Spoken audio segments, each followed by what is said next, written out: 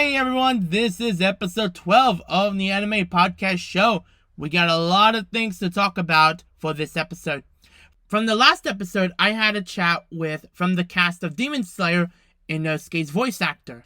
We talked about life about the pandemic, different shows he worked on in the past, but for this episode, we're going to do the same thing all over again, but with another voice actor, but we're going to speak with her in a bit from the cast of this particular series. We're going to chat with her in the line in a bit.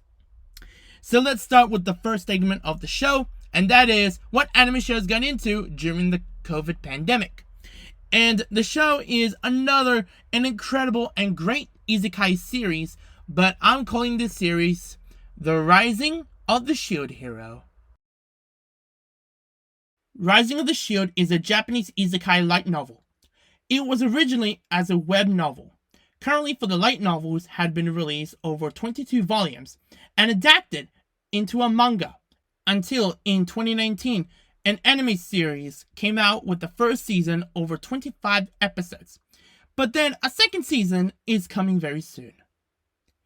If you don't know about the story, let me tell you a little bit about the synopsis about Shield Hero. The story starts with Naofumi Iwatani was summoned into a parallel world along with other young men from parallel universes to become the world's cardinal heroes and fights the waves. Each of the heroes have of their own weapons: sword, spear, bow, and shield. The one that Naofumi has, he has a shield. But the entire kingdom thinks that the shield is useless until Naofumi's luck turns into the worst after he met a companion revealed to be the king's daughter. She betrays him, steal all of his belongings, and leave him and saying she's accused him for something. Then Naofumi got mocked from the entire kingdom, and the king saying that Naofumi is the devil of the shield. During the journeys as a shield hero, he met two companions named Raphtalia and Philo. Well, let me tell you about these two characters. One is Raphtalia. She is Naofumi's sword person as a real companion by his side. Although she was originally bought as a slave, she was never treated badly, and Naofumi and Raphtalia had a strong bond throughout the series, and now getting to know each other as well throughout the entire first season of Shield Hero. And the other companion, her name is Philo. She is Naofumi's Philolio bird. She is a staunch ally to the hero as a possessor of unique class-up effects. Also, she's a close friend to the second princess named Melty. Speaking about Melty, I will be talking about Melty for the next segment, because I got somebody in the line that, what's her experience with, about Melty? And what she know about the character? But we're gonna talk about that in a bit. Have they streamed the series? Of course. They streamed the series on Crunchyroll. They debuted it on January 9th of 2019 with the Japanese sub. But for the dub, it was originally going to debut at the same time with the Japanese sub. But it got delayed, but it finally released on February 13th of 2019 with the first 6 episodes released for the dub. But they continued the dubbing since then. Back in 2019's Crunchyroll Expo, it was announced that they are working on the second and the third season of Shield Hero.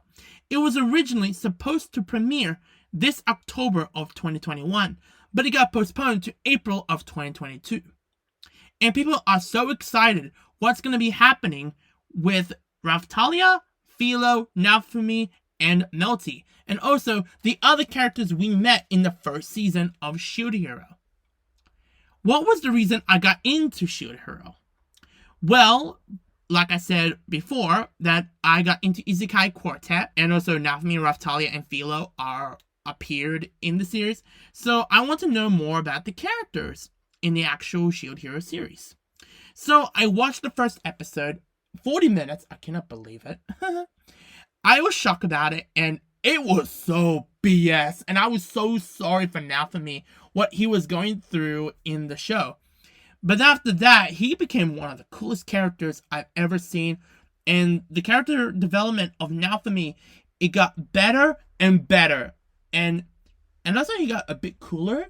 And if you've seen episode 21, you know what the hell he's said about the first princess. And the king as well, saying you're trash, and you call her a bitch, and that's one of my favorite moments from that series. I just love that one. I just love that scene from episode 21.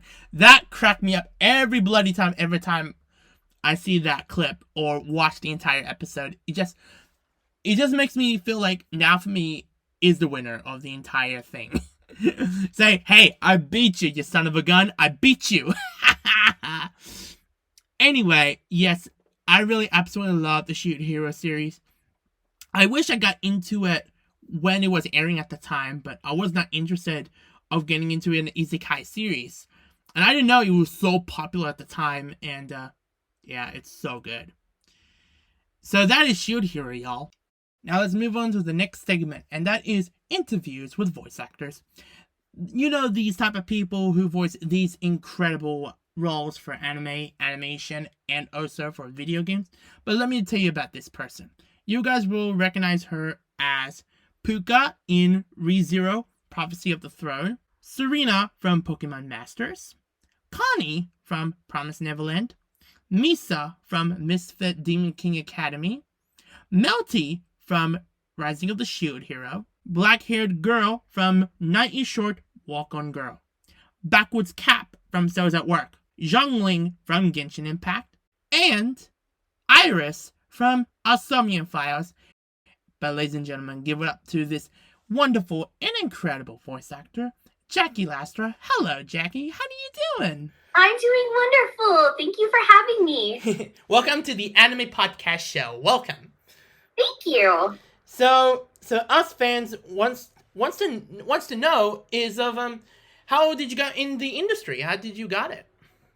Well, actually, I went to a convention here in LA. It's called Anime Expo, and they were holding open auditions for this production company called Bang Zoom. And I waited for 3 days in line. I missed every single Sailor Moon panel, and Sailor Moon Crystal was coming out that year. So there was a lot of events, and I missed every single one of them because I was in line. But I got to audition, and they called me back, and I did an in-person audition with them at their studio, and the rest is history. I just kept getting auditions after that. That's awesome. That's awesome, Jackie. Thank you. And also, as of this current right now, for me and also for some of us in the world, what was your first reaction when you found out about the COVID lockdown? Goodness, I was terrified. My home setup was not good enough for professional recording. It's wonderful for auditions, perfectly fine for that. But as far as working, I had no idea what that meant. And I didn't know if it was going to be 2 weeks. I didn't know it was going to be 2 months. Who knew it was going to be a year and a half, practically? But after I realized that this was going to be a long-term thing, I went out and I purchased all new equipment and built a studio in my apartment and just made it work from home. Mm-hmm. What was your reaction when you found out that you were going to be dubbing from home? I was terrified. I know the basics for recording, but there's so much that goes into it. And now I had to not only think about the acting and the dubbing and the voice work, now I had to be in charge of all the technical stuff on my side as well. So it was a huge learning experience for everyone. And I've also learned that my internet connection is terrible.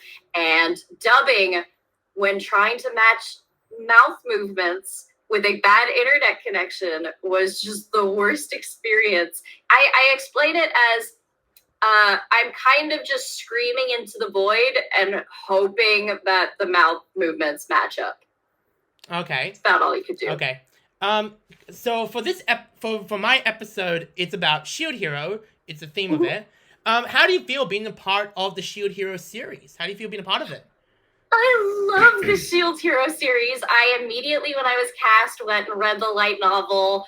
I fell in love with the characters. I love that whole anti-hero kind of mentality. I like that he wasn't just glorified and super strong, but no, he really had to work his way up. And Melty's just I just relate so much to like her ideals, and it was just such a fun series to be a part of. The music's super hype. I just cannot wait for season 2. Yeah, me too. I'm very excited. Next question is, if you can remember your first recording sessions for the show, and also what did the director give you an advice for the show about your character? So the director that I worked with, I had worked with previously, so we were already very close. And the things that she wanted me to do is she wanted me to be like spunky and bratty, but also very wholesome. Like there was a very delicate balance between like her being just this little tsundere brat, but also like she's the future queen, and she also has a lot on her shoulders. And so that was like our main thing, was finding that balance and finding out who she was, and finding her power and her strength. Mm-hmm. And also, when you got announced, what was people's reaction about it? A lot of people, I feel like, they didn't really know what was going on. Like, it was a fairly new series. It didn't have like a huge following established already, since it was simuldub. So it was like a very gradual increase of people figuring out what it is. And I remember at one point we went to a convention, and they had like a cosplay, a Shield Hero cosplay event. And just to see all the fans dressed as these characters and realizing like just how much people really enjoyed it, it was such a big impact on me. Describe 3 words about Melty and why. Let's see. I would say spontaneous, justice, and loyalty. Okay. Yeah. All right. Those are great words. And also, one of my viewers wants to know is, how do you feel being a part of Genshin? How do you feel being a part of that? Genshin has been just life-changing. It has been just the best experience. I love Xiangling. I love Guoba. I've really enjoyed playing the game, not only being in it, but also actually going through and leveling up my characters. And I am so happy to be a part of it, to be able to play with my friends that are also in it. It's just been it's been so highly accepted by everyone. I cannot say enough good things about being a part of Genshin. Okay. One last question is, in your opinion, at the moment, are you guys going to be back recording studios in person, or not really at the moment? I've gone back a couple of times to some studios. Not all of them have opened up yet. I think we're going to see the in-home recording for a lot longer, especially with the new variant popping up. People are going kind of backwards and back into lockdown. So I think the in-home is going to be something for a long time. So, especially, it's also opened the doors to, recording. Like, I've done projects that originally are in New York. And if we hadn't done the in-home recording, I wouldn't even had a chance to work with them. So it's actually, it's opened a lot of doors. Yeah, I totally agree with that. So, and also,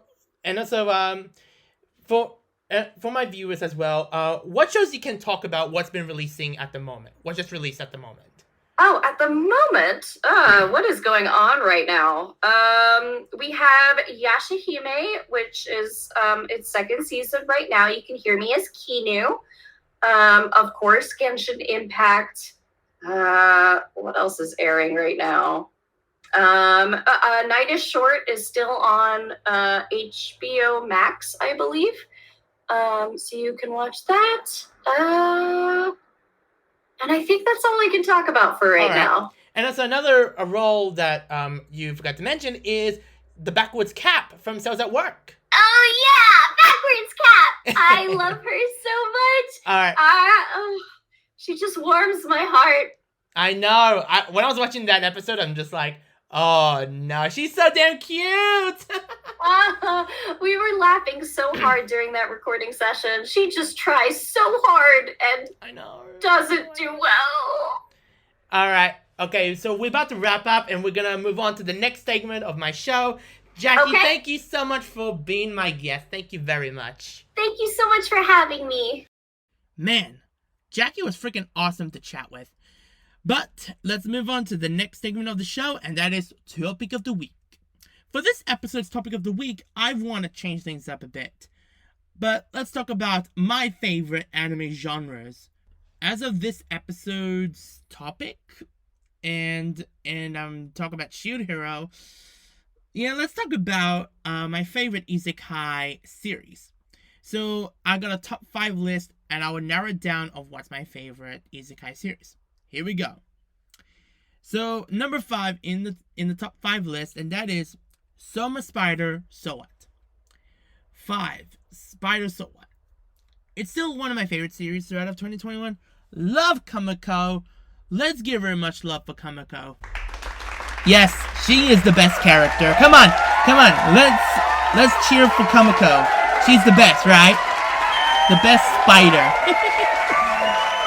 The reason why it's at number 5, every time there's a human scene coming into play, it got a bit boring.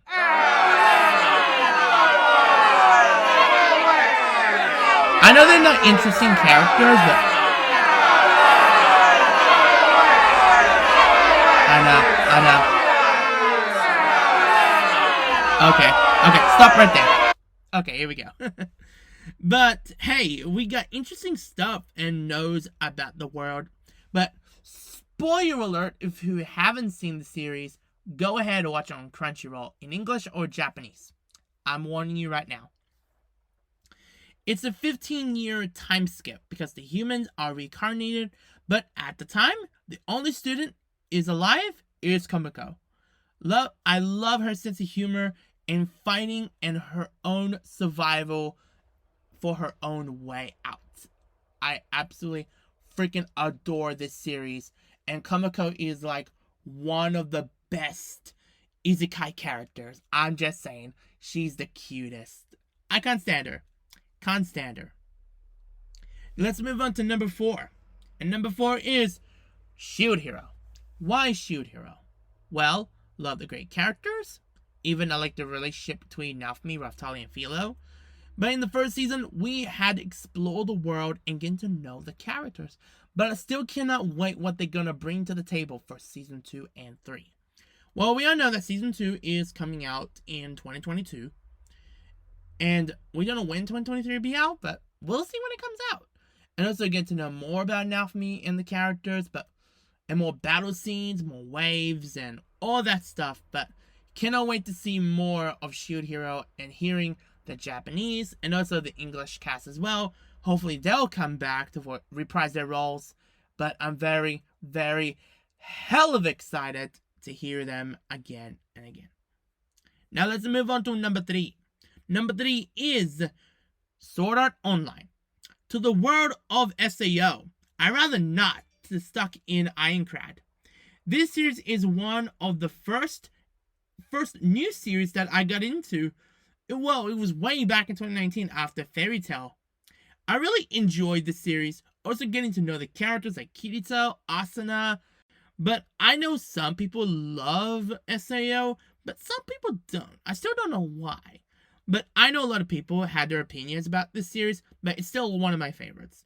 But I love how they develop the characters and also bring up a new generation of for anime. And also, I think this is the first anime series with as an isekai genre from light novels. Because in the past we had like a lot of romance novels, not as an isekai version, but now it's really, really interesting. So that's number 3. Number 2 is Konosuba. Man, Konosuba is still my favorite isekai series because the series had comedy, drama. That's my 2 things I love about this series. Also, I want to see a mix of comedy slash drama to it. When I first watched it, I didn't know about this series, and I didn't know that it was a comedy series. I didn't know that when I was watching it for the first time. But then, and after like when the movie came out, I was like, damn, this got a lot of drama because of a lot of love and a lot of hatred to the characters, and also what they were going throughout the first. No, sorry, I think about the second season. I don't remember, but still, I've absolutely loved the characters between Cosmo, Aqua, Megumin, and Darkness. I've absolutely loved those characters. But if you don't know about those three, Aqua, Megumin, and Darkness, but let me say about them. Aqua is kind of a useless goddess. That's what it Cosmo called her. Megumin is a freaking mage because she's always blowing shit up as always. And Darkness is a sexy crusader. I'm just saying because she always seducting Cosmo as I don't know why she does that, but I still cannot wait until a new anime project is gonna be announced. But a third season or movie will be announced. I don't know what they're gonna do with it, but we'll see when it comes out. But I would love to see that happen when it comes out. And last but not least, number one in the list, I have to go to ReZero. I recommend watch this series. If you haven't seen it, you are gonna absolutely love this incredible series. But let me say about ReZero.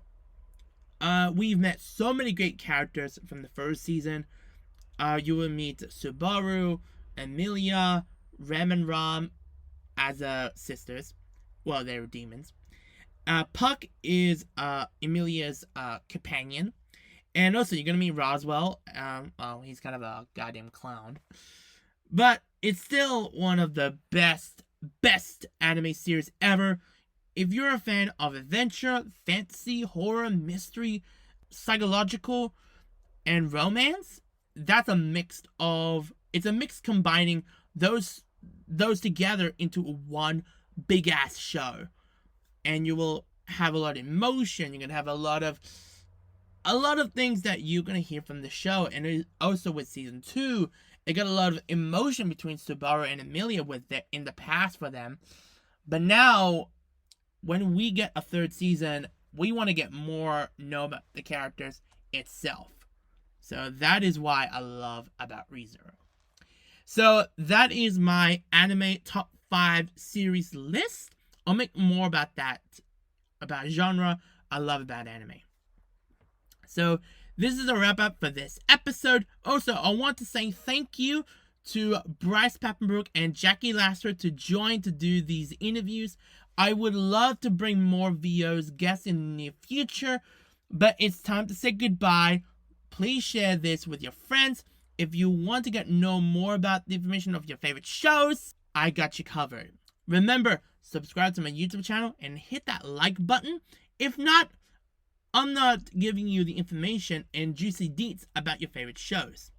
But I am just kidding, guys. Please do that for me. Catch you down the road, and see you later.